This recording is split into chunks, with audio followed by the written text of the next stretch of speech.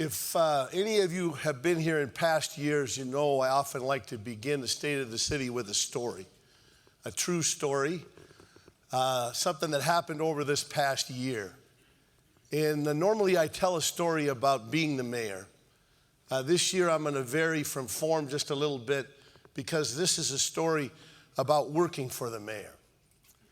One of my staff members was recently getting a haircut from a 20-year-old woman who had never cut his hair before, and she's cutting away and decides to make a little conversation.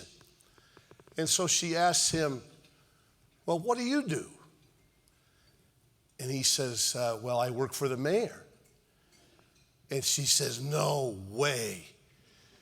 You work for Butch Otter?"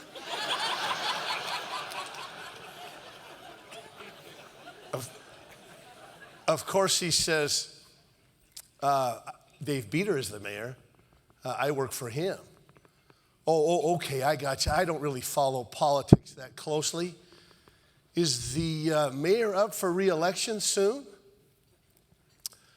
And he says, "Well, no, he was elected just this last November." She said, "Oh, okay, I got you. What about Ron Paul?" Ladies and gentlemen, I want to be very clear this morning. To the best of our knowledge, we have no reason to think that Ron Paul wants to be the mayor of Boise, Idaho. So let's just kill that rumor right away. I do have one other introduction this morning before I get into my other remarks. She doesn't like it when I say this, but there are really only two celebrities in the city of Boise. Obviously, Chris Peterson. But the other one is here this morning. As far as I know, she is the only person from Idaho ever to go to space. The pride of McCall and Boise and Boise State University. Ladies and gentlemen, Barbara Morgan.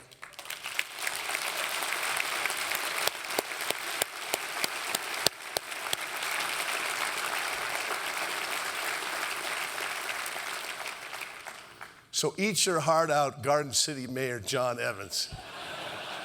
I got Barbara Morgan to my State of the City.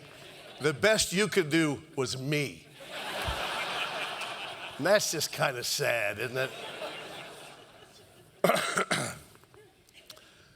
You know, what I want to do this morning is talk about some of the great things that have gone on this past year. I have some exciting news to share with you. And finally, I want to invite you to an event that's literally a once-in-a-lifetime opportunity. You know, at the last State of the City, the bad economy that had been so tough on all of us was beginning to see some signs that recession was lifting. Things were getting a little better, but it was still pretty tentative. You know, in the city, we knew we had to do a couple things. First of all, we had to shore up our own financial situation. And secondly, we had to set the context and make the investments that would help the business community withstand the downturn and prosper as things got a little better. I'm happy to say we've had some real success on both fronts. Over the past few years, we've cut millions of dollars from our general fund budget. Last year, we cut an additional $2.3 million, and we knew that this year we had to find another $3.5 million on top of those other cuts. I'm happy to say because of the creative good work of our department heads and our employees, we've been able to close that gap with virtually no reduction in city services. And while many had a hand in closing that gap, I want to recognize two groups in particular, our police and fire unions.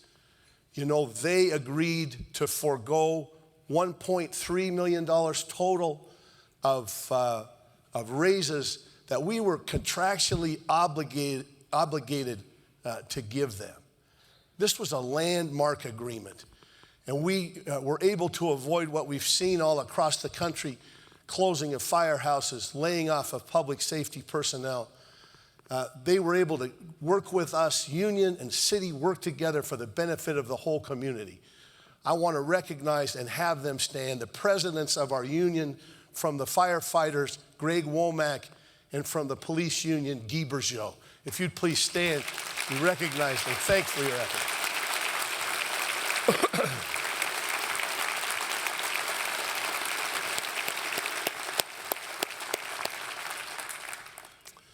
The work of our police officers and firefighters is so important to make our city livable because the safety of our citizens is always the highest priority.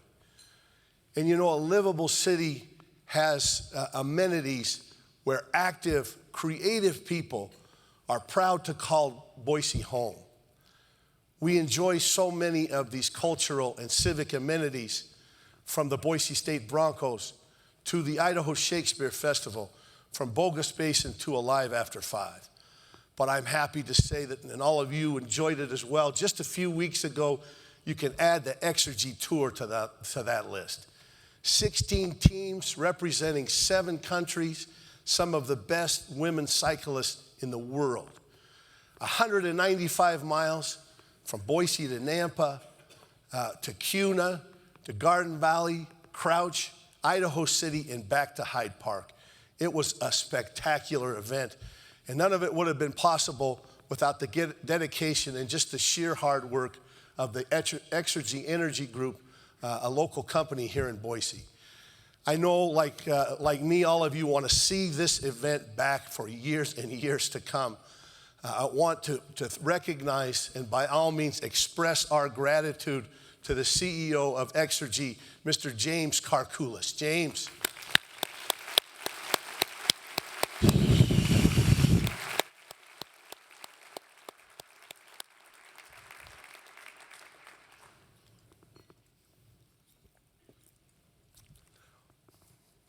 But there's another great athletic event coming back to Boise. I know you know what I'm talking about, jumping into the Boise River. It's just so important that we in government, my theory of government has always been to allow people to pursue happiness however they see fit, as long as they don't infringe on another person's happiness. And that's why it's so important we were able to bring this back. So long as you stay 50 feet away from a rafter, you can jump into the Boise River. The kind of activities that I enjoyed growing up here, and I turned out all right. John Evans may dispute that, but overall I think that's true. You know, there is so much good news from this past year. It's a little hard to pack it into one speech. But as Randy indicated, at the top of that list has to be the project on 8th and Main, the Zions Bank building on the site formerly known as the Hole in the Ground. The project is fully permitted. It's already begun on the ground itself, and the naysayers are falling away one by one. You know, I've had a chance to meet with the developer probably a dozen times over the last year or so. And I knew from the very first meeting that this was different, that they had the wherewithal and the integrity to bring this project forward and succeed. It's really a pleasure for me to recognize the developer of the project, Mr. Tommy Alquist. Tommy, there he is.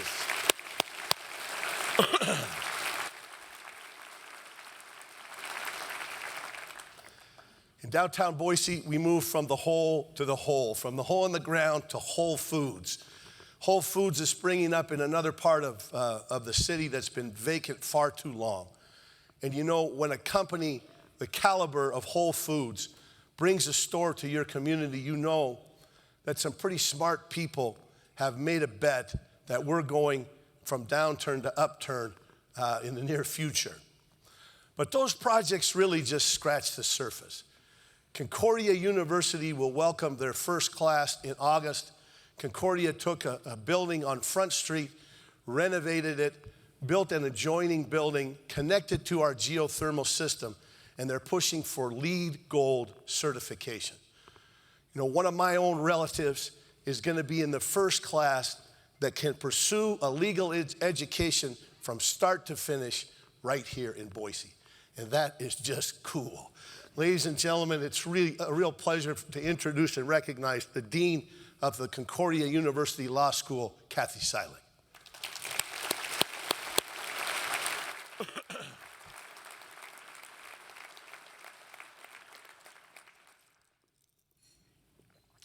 The next success I want to talk about is pretty near and dear to our hearts in the city because the city had a direct hand in helping make it happen.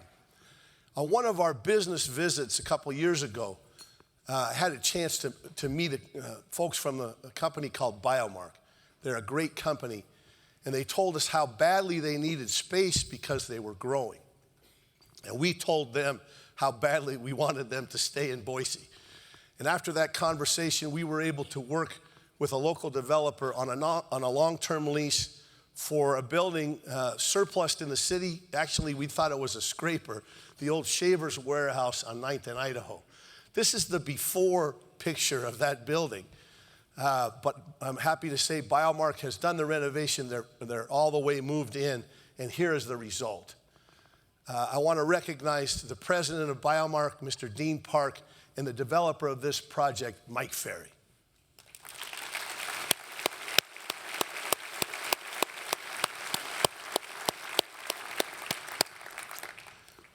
One of the other great successes this last year comes from a group of people, our neighbors.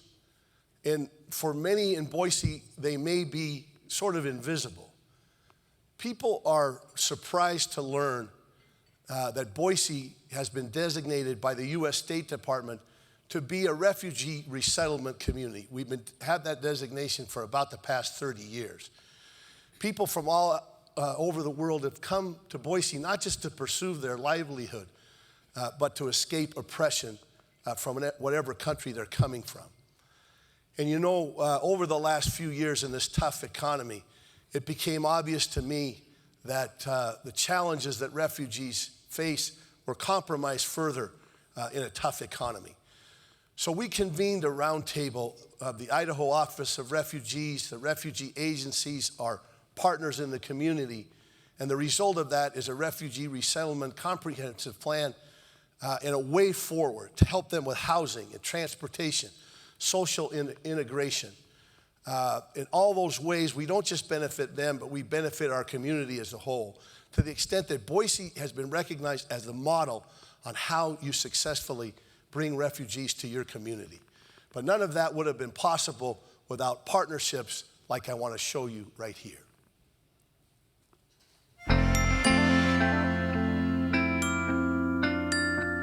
When I arrived here, I was surprised. I saw the town is different, the people are different.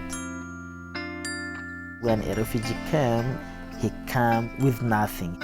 He needs someone who is here, who has some possibility to help him because he's starting on zero.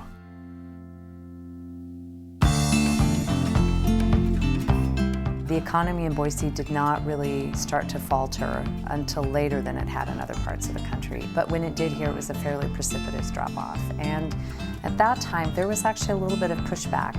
We were hearing more the questions of, I don't know who they are and I don't know why they're here. Most of the people, if you say refugee, they don't know the meaning even for that word. I think those were probably the biggest hurdles for refugees coming into our community. My name's Doug Pottinger. I own All About Safe Driving. One day I get a call from Tara Wolfson, and she wanted to know if we'd be interested in working with the refugees, and told her we'd love to at least try it. But then I started hearing the stories, and that's when things got a little more serious for me. That's when I found out what they've gone through to get here. First time I met Benjamin was the first time that I ever worked with the refugees. He would get up at 4 in the morning. He would pedal his bike about 25 miles one way, go to work, and then ride his bike. And this was last winter. I realized that if I can't have a car, I will be safe. It was like a dream because I never drove before. Benjamin's got one of these smiles that just doesn't quit, just happy and go lucky. And the more I got to know him, the more I liked him. And then when we started driving, we were just talking, and I said, you know, what would be really neat is if you could just teach him to drive. And you know how to drive, Benjamin? And he said, yeah. I said, you get up in the front seat, I'll sit in the back seat. I actually hired Benjamin to start working for me. He's taught him in all kinds of languages, and he just does a wonderful job. It's something which I love the most because it's helping people from step to step. It's one of the ways that you can see the impact of the plan and sort of taking it from the paper to this is how it is directly impacting refugees. The fabric of our community has always been the story of immigration. And so for us to continue learning how to integrate our newest arrivals and refugees is being very true to the spirit of Boise. We have achieved a level of community ownership of the plan that is really essential to its longevity. I mean, it's ultimately about having a community that is more capable of serving refugees. So by creating those partnerships, it really makes an entire community able to welcome them and to work with them. Benjamin's taught me a lot. What he's been through in his life and how he cares for the people he works with. And he's caught the vision of people driving, and that's the thing that's so exciting to him. He wants them to drive because he knows they need to do it. He's just taught me how to love and how to care and how to just be a good person.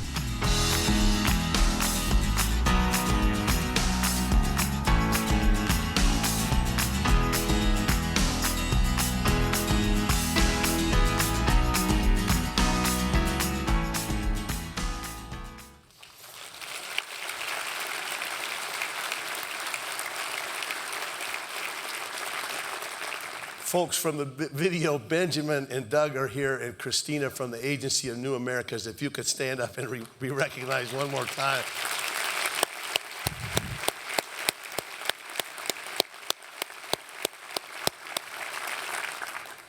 Pretty tough act to follow there, but I'll do my best.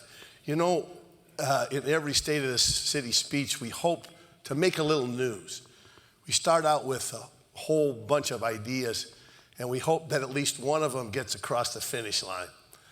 This year, I'm happy to say we have 4 great examples of how we leverage the assets in the city to the benefit of business and our whole community. Number 1, 3 years ago, we announced a partnership with the Small Business Development Center at Boise State University and take a surplus building in downtown, an empty building just kitty corner from City Hall, and open up what we call the Greenhouse, an incubator for startup businesses in the city of Boise. Just a few weeks ago, I had a chance to have lunch with the tenants of the Greenhouse, and you know, it was just phenomenal. To talk to these entrepreneurs, watch them rubbing elbows and sharing stories, sharing expertise, chuckling a little at their missteps, and you see them really innovating. You know, we're really happy this morning to be able to announce the first graduates of the Greenhouse, a company called Affinity Amp. They are a mobile tech company. They have grown from 2 to 8 employees. They have another 12 employees in Rexburg. And frankly, they've outgrown the Greenhouse, which is exactly what we want to see happen. Join me in welcoming their CEO and congratulating him, Mr. Tom Lautzenheiser. Tom.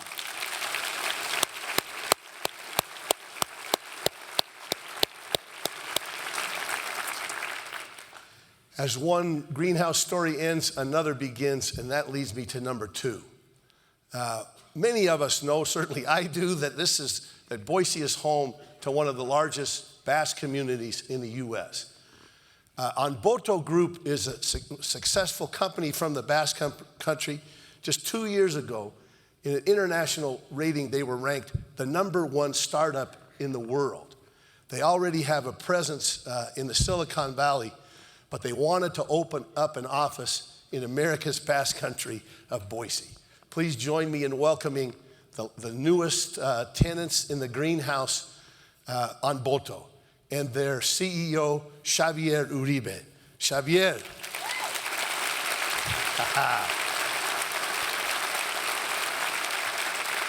Ongi etorri, welcome Xavi, Gora Anboto. This brings me to our third piece of good news. You might have heard a little over 6 months ago, we announced that we'd begun working with the JMN Land Company on several projects, but one of which is the renovation of the dilapidated armory in the city of Boise. The armory has presented a unique challenge. While it has great historical value, the developers that have taken a look at it, frankly, they don't see a fixer-upper, they see a tear-it-downer. But I'm happy to say this morning that J&M Corporation, J&M Lands have completed their due diligence and have committed to purchase and renovate the armory. The principals of J&M Land are a little tentative about the publicity, but please join me in welcoming the armory back to the city of Boise.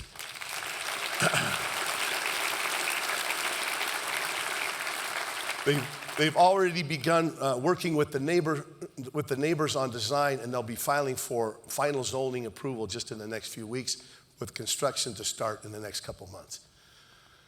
You know, for the better part of a decade, the city of Boise has tried to channel new growth to Harris Ranch. Harris Ranch is such a beautiful area, and it's the perfect antidote to sprawl.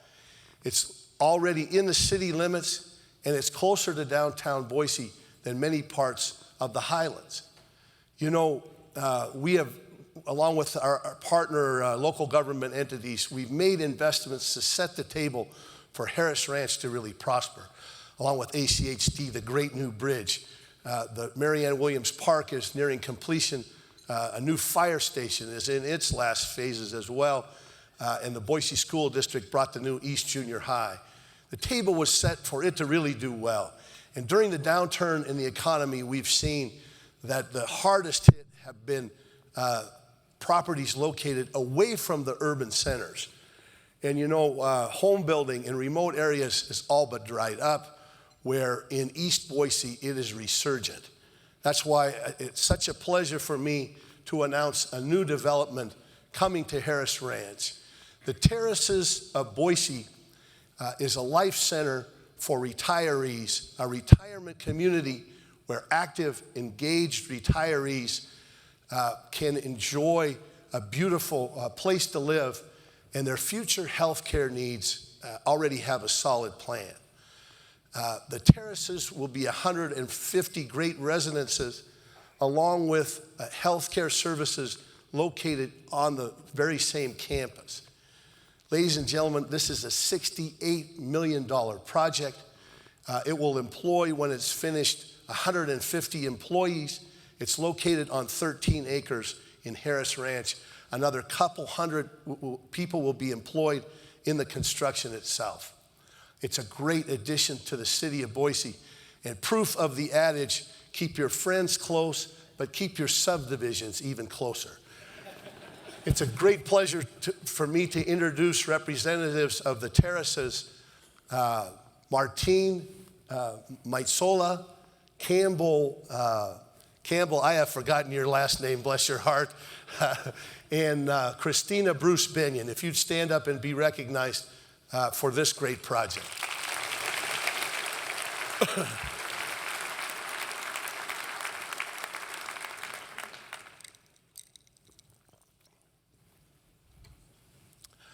I also want to tell you about a great event that's coming to Boise. Where we'll celebrate our history and talk about our future in a very important way. But really, I just want to invite you to a party. In 2013, Boise will celebrate our sesquicentennial. It's taken me about 6 months to learn how to pronounce that word. We're making it easy on you. We're calling it the Boise 150. Our Department of Arts and History is already working hard on plans to celebrate the 150th anniversary of the platting of the city of Boise. It's a unique opportunity to celebrate and learn more about our heritage and work on legacy projects that will open up the next chapters on our future. And you can bet there'll be a mayor's ball they'll be talking about for generations. We want businesses and neighborhood associations, civic groups, everybody to get involved in planning events, sponsoring events, attending the kinds of events that you want to see. It's going to be great fun, and we're going to talking about it over the next several months, so please stay tuned. You know, last year at the end of the State of the City, I talked about faith. We had some signs that the economy was coming back, but that was no way inevitable. So I asked you all to have faith. Have faith in our abilities, faith in our collective wisdom, faith in your city. Have faith that what has served us so well over the last 150 years, coming together in a common purpose and facing whatever challenges we have, that we've been able to do that in the past, and we could certainly do this, overcome a tough economy. Well, the evidence shows that faith was well-founded. More people are finding work, more homes are being built and purchased, cranes dot the landscape in downtown Boise, companies are graduating from the greenhouse. We have endured the long, hard winter, and springtime has returned. You know, but spring isn't a time to rest, it's a time of renewal. It's a time when the universe rewards us for the short, dark days with extra hours of warm sunshine. And we need to use those extra hours of sunshine to fix the fences, to prepare the soil, and to plant the seeds. It's a time to build, to create, and to advance. You know, it's a time to make investments in our families, in our businesses, and in our community. It's springtime as well in City Hall. We have 2 new city council members. We now have 3 council members under the age of 40 to go with us old people on the council as well, and the mayor. And you know, we're retooling our finances, and over the next several months, we'll be establishing our priorities for the future. It's a time, ladies and gentlemen, to make sure that we make the kind of investments that will serve us well for our future. And I know working together that we're all capable of doing that. You know, finally this morning, this is the first State of the City where 2 really important people to me won't be present. My godmother and aunt, Benny Donahue, and my father-in-law, William Namath, both passed away this last year. They used to sit right up here. I could count on some friendly faces. Nothing against you guys, Idaho Power. You know, they were part of the great story that is Boise and that is our country. She was the daughter of Basque immigrants, and he escaped from Hungary when the Soviets invaded in 1956. Besides some of those years, they spent their whole lives in this city. It meant so much to them. They started their families, they lived their lives, but the defining aspect of their lives was they lived to make things better for their children and their grandchildren. We all have those special people in our lives, all of you have them as well, whose memories and examples push us to do better. Push us with all the noise in our lives to set our priorities and understand the most important thing is to leave things better here than we found them. Whether you're Fidel or Benjamin here, or Benny or William, or whether you just escaped the freeways of California to be here, we are all here. We are here to make things better for our children and for their children. That's really all that matters. And ultimately, to be successful in making this the most livable city in the country. God bless all of you. God bless our city, and we'll see you next year. Thank you very much.